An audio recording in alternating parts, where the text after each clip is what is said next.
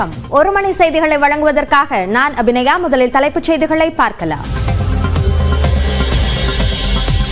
திருநெல்வேலியில் இன்று மிக கனமழைக்கு வாய்ப்பு. கன்னியாகுமரி, தூத்துக்குடி, ராமநாதபுரம், தென்காசி மாவட்டங்களில் கனமழை பெய்யும் என கணிப்பு. மயிலாடுதுறை மாவட்டத்தில் அறுவடைக்கு தயாராக இருந்த நெற்பயிர்கள் சேதம். திருவாரூர் மாவட்டத்திலும் 800 ஏக்கரில் பயிர்கள் பாதிப்பு.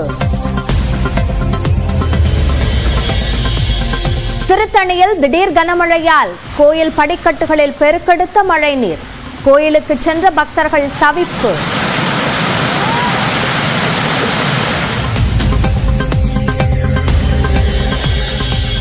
கொடைக்கானலில் கடும் பனிமூட்டத்துடன் மழை. குளு குளு சூழலை உற்சாகமாக அனுபவிக்கும் சுற்றுலா பயணிகள்.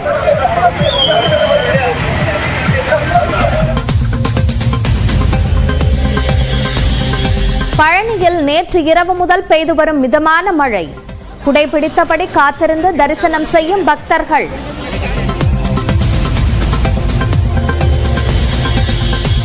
குற்றாலம் மெயினருவியில் காட்டாற்று வெள்ளம். சுற்றுலா பயணிகள் குளிக்க தடை விதிப்பு.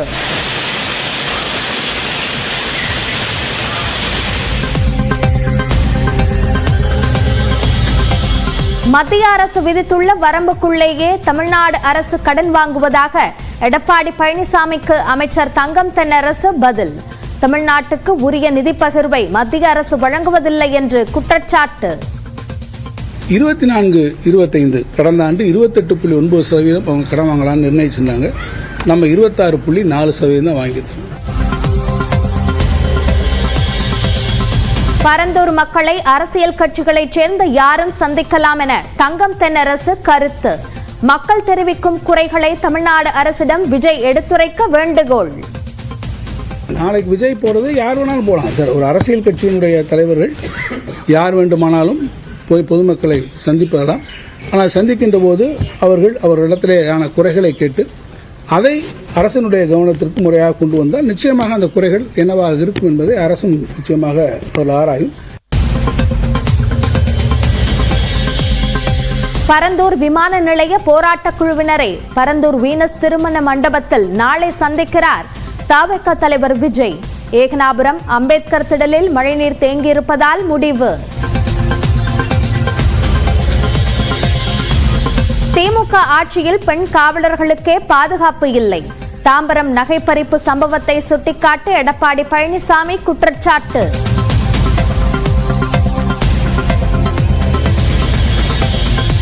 திமுகவில் இணைந்தார் சத்யராஜின் மகள் திவ்யா. முதலமைச்சர் மு க ஸ்டாலின் முன்னிலையில் கட்சியில் இணைத்துக் கொண்டார்.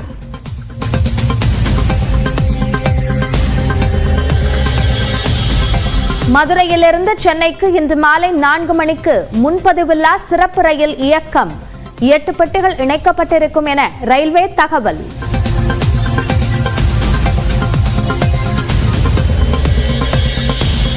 ஈரோடு கிழக்கு தொகுதியில் திமுக வேட்பாளர் வி.சி. சந்திரகுமார் வீடு வீடாக சென்று வாக்கு சேகரிப்பு.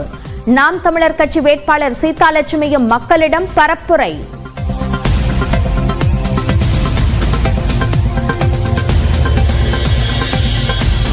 பாலிவுட் நடிகர் சைஃப் அலி கானை கத்தியால் குத்திய நபர் தானேவில் கைது.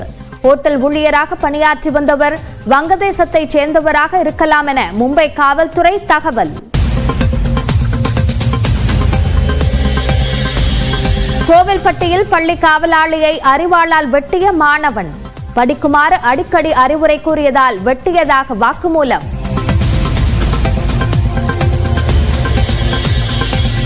இஸ்ரேல் ஹமாஸ் இடையே போர் நிறுத்தம் அமல்படுத்துவதில் தாமதம்.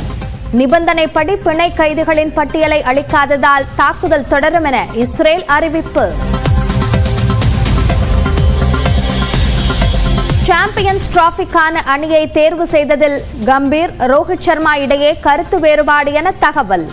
சஞ்சு சாம்சனை தேர்வு செய்ய கம்பீர் வலியுறுத்திய நிலையில் ரிஷப் பந்தை பரிந்துரைத்த ரோஹித் சர்மா.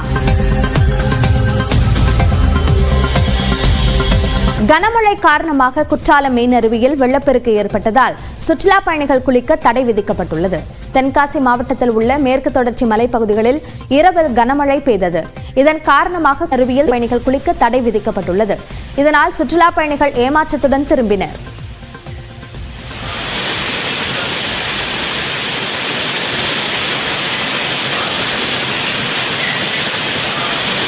மதுரையிலேருந்து குளிக்கலான்னு வந்து பார்த்தா தண்ணி ஃபோர்ஸ் ரொம்ப ஜாஸ்தியாக இருக்குது.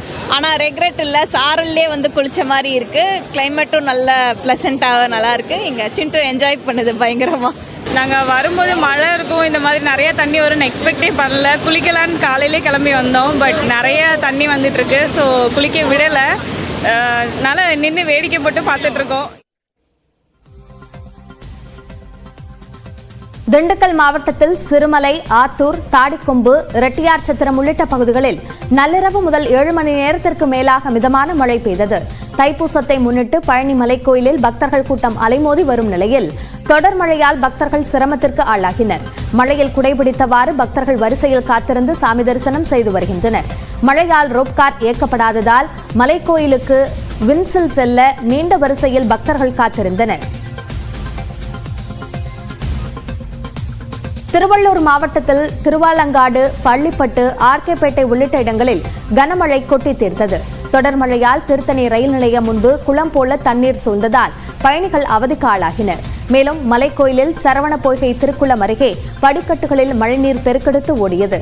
திருக்குளத்தை சுற்றி ஆக்கிரமிப்பு அதிகம் உள்ளதால் பச்சரிசி மலையில் இருந்து வரும் மழைநீர் படிக்கட்டுகளில் ஆறாக ஓடுவதாக அப்பகுதி மக்கள் குற்றம் சாட்டினர்.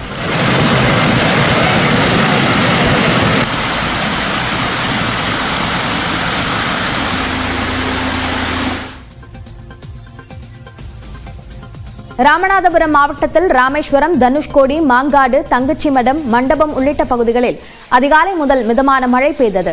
பாம்பன் பகுதியில் பலத்த காற்று வீசியதால் கடல் சீற்றமாக காணப்பட்டது. இதனால் மீனவர்கள் அச்சத்தில் கடலுக்கு செல்லவில்லை. அவர்கள் தங்களது படகுகளை பாதுகாப்பாக நிறுத்தி வைத்துள்ளனர்.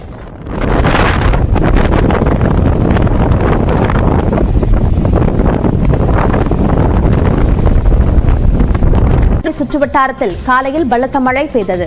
கண்ணமங்கலம், ரெட்டிப்பாளையம், கொங்கரம்பட்டு, அழகசேனை உள்ளிட்ட பகுதிகளில் பெய்த மழையால் தாழ்வான இடங்களில் தண்ணீர் தேங்கியது.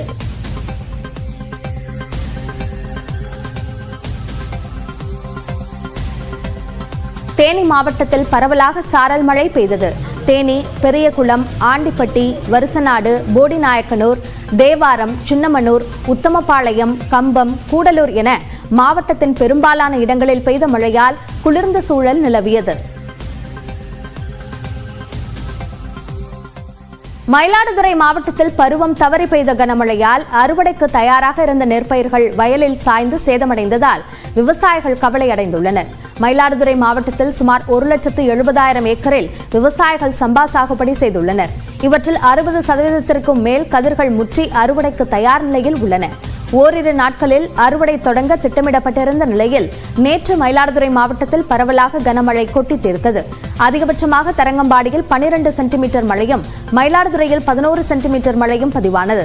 இதன் காரணமாக திருக்கடையூர், நல்லத்துக்குடி, செருதியூர், கோடங்குடி, பாண்டூர், ஆனந்த தாண்டவபுரம் உள்ளிட்ட இடங்களில் அறுவடைக்கு தயாராக இருந்த நெற்பயிர்கள் வயலில் சாய்ந்து நீரில் மூழ்கின. மழை நீடித்தால் தண்ணீர் வடிய வழியின்றி நெல்மணிகள் முளைக்கும் அபாயம் உள்ளதாக விவசாயிகள் வேதனை தெரிவித்துள்ளனர். ஒரு நாள் மழையிலே நனைஞ்சு எல்லா நெல்லும் ராத்திரி முளைக்க ஆரம்பிச்சிடும். தண்ணி எல்லாம் சுத்தமாக உள்ள புந்து இதாகிடுச்சு. இதனால் தமிழ்நாடு அரசும் மத்திய அரசும் இதுமாரி நடவடிக்கை எடுத்து விவசாயிகளுக்கு உதவிடுமாறு கேட்டுக்கொள்கிறோம். வருஷம் எடுக்கிறாங்க. ஆனால் அதனால் பலன் எங்களுக்கு ஒன்றும் கிடைக்கிறது இல்லை. இன்னிலேருந்து நாங்கள் அறுவடை தொடங்கிட்டோம். கொஞ்சம் 1 ஏக்கர் அறுத்து அப்படியே மிஷின்லாம் நிற்கிது. அப்படியே அந்த மழை அப்படியே கம்ப்ளீட்டாக படுத்து எல்லாம் முழுகி போய் ஒன்றும் இப்போ முளைக்கும் தருவாயில் நிற்கிது. தண்ணி ஒரு அளவில் தண்ணி நிற்கிது. எங்கள் வயல்லாம் பின்னாடி பார்த்தாலே உங்களுக்கு தெரியும். ஒரு 50,000-60,000 ஏக்கர் எங்களுக்கு சுத்தமாக படுத்து தரையாக போயிடுச்சுங்க. கை கட்டினது வாய் கட்டாமல் சாப்பிட போகிற நேரத்தில் கை கட்டாயி கீழே இந்த கதையை எங்கள் கதை போயிட்டு எங்களுக்கு மயிலாடுதுறை மாவட்டம் சீர்காழி சுற்றுவட்டாரத்தில் பெய்த மழையால் சுமார் 500 ஏக்கர் சம்பா பயிர்கள் சேதமடைந்துள்ளன.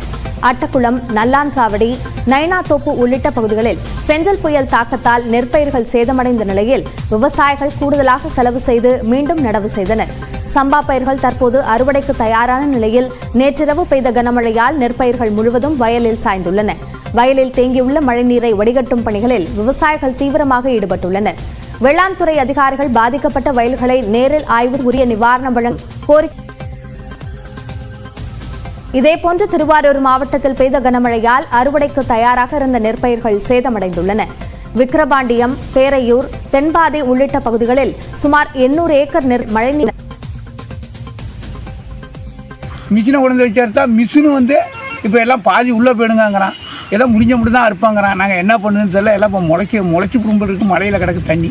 இப்போ எல்லாம் திறந்து விட்டு வடியை வச்சுருக்குறோம். இது என்ன தேருதுன்னே தெரியாது வருது. அவ்வளோ பெரிய நட்டமாக ஆயிடுச்சு இப்போ இந்த மழையினால. இப்போ நெல்லை மாவட்டம் மேற்கு தொடர்ச்சி மலைப்பகுதிகளில் பெய்த மழையால் களக்காடு தலையணையில் நீர்வரத்து அதிகரித்து சுற்றுலா பயணிகள் குளிக்க தடை விதிக்கப்பட்டுள்ளது.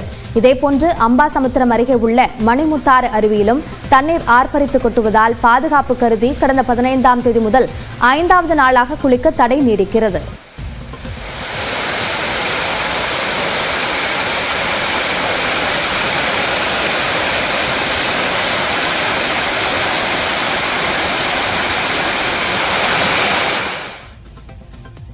மத்திய அரசு விதித்துள்ள வரம்புக்குள்ளேயே தமிழ்நாடு அரசு கடன் வாங்குவதாக எடப்பாடி பழனிசாமிக்கு நிதியமைச்சர் தங்கம் தென்னரசு பதிலளித்துள்ளார். விருதுநகரில் செய்தியாளர்களிடம் பேசிய அவர் தமிழ்நாட்டின் நிதிநிலைமை கட்டுக்குள் உள்ளதாக கூறினார்.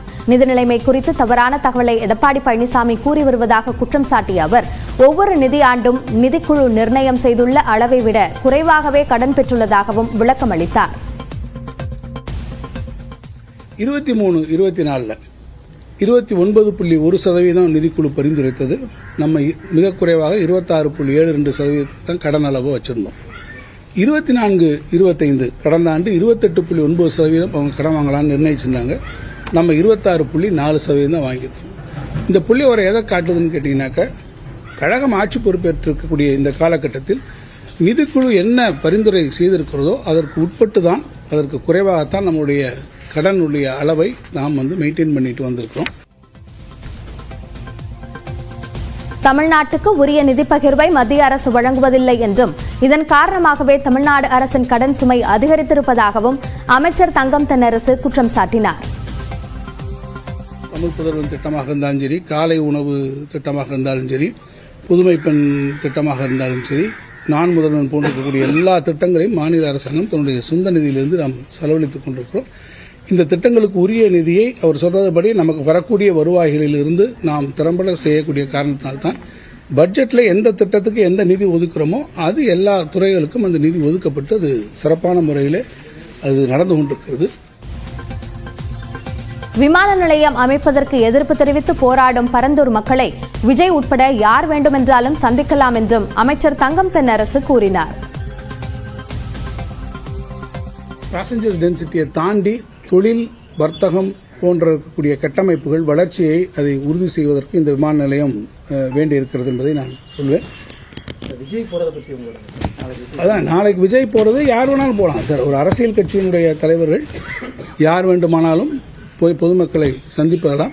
ஆனால் சந்திக்கின்ற போது அவர்களிடத்திலேயான குறைகளை கேட்டு அதை அரசினுடைய கவனத்திற்கு முறையாக கொண்டு வந்தால் நிச்சயமாக அந்த குறைகள் என்னவாக இருக்கும் என்பதை அரசும் நிச்சயமாக ஆராயும்.